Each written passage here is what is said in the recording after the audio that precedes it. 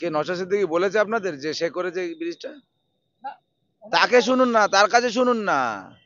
সে যদি নির্লজ্জ না হয় সে বলবে যে আমি জানি না এই ব্রিজটা কে কোথা থেকে কবে করেছে। আর যদি নির্লজ্জ হয় বলবে যে আমি ব্রিজটা করেছি। তার থেকে তো ভালো কেউ জানে না। আর যারা অ্যাং ব্যাং চ্যাং লাভালাভি করছে বলছে নওশাদ সিদ্দিকী করেছে, তারা মূর্খ বর্বর, তারা জানে না যে কাগজটা ফেসবুকে পোস্ট করেছে, যে কাগজটার কোনো গুরুত্ব আছে বলে আমার মনে হয় না।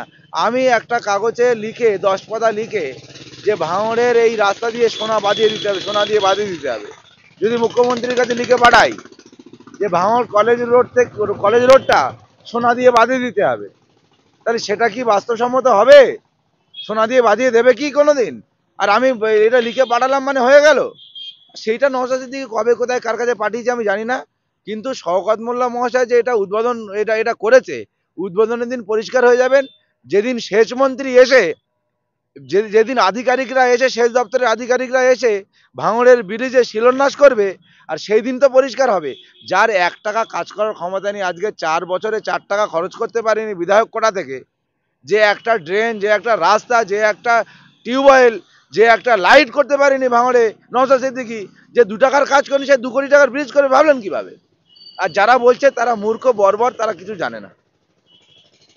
আর আমরা একটা জিনিস আরো কিছু শুনতে পাচ্ছি, যেটা মিডিয়ার মাধ্যমে বা বিভিন্নভাবে ফেসবুকের মধ্যে দেখতে পাচ্ছি, যে শওকত মোল্লা মহাশয় যেভাবে ভাঙড়ের বুকে ছড়িয়ে ছিটিয়ে রয়েছে বা চারিদিকে যেভাবে বিভিন্ন অনুষ্ঠান করছে, কর্মসূচি করছে, এটা শওকত মোল্লা মহাশয়ের কর্মসূচি করার কারণ হচ্ছে নওশাদ সিদ্দিকীর ভোটগুলো কেটে টিএমসিতে আনা।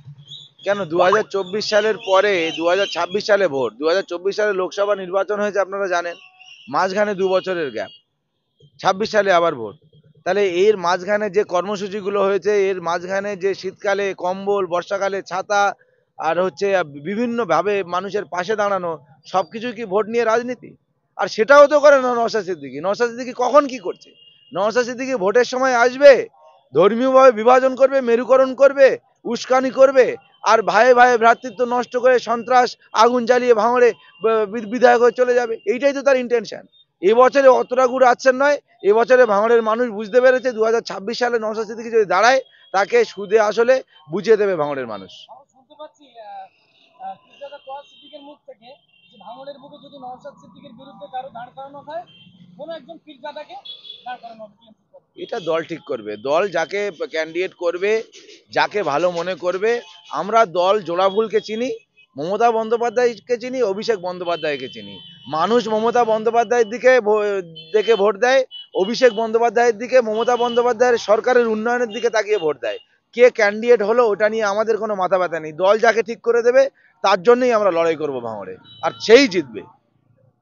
শওকত মোল্লা ভাঙড়ে আসার পরে কতটা উন্নত পাচ্ছেন বা কতটা ভালো দেখুন, আপনারা শুধু আমাদের থেকে নয়, আমরা জনপ্রতিনিধি, আমরা দলের প্রতিনিধি, আপনারা সাধারণ মানুষের সঙ্গে কথা বলুন।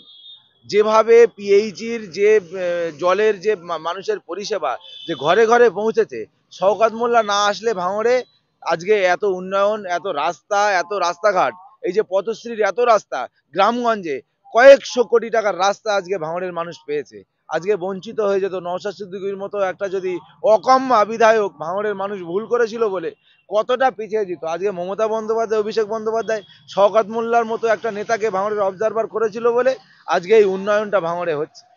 সেই জায়গায় দাঁড়িয়ে ভাঙড়ের মানুষ অত্যন্ত খুশি, শওকত মোল্লা এসেছিল বলে ভাঙড়ের যেভাবে ডেভেলপমেন্ট হয়েছে।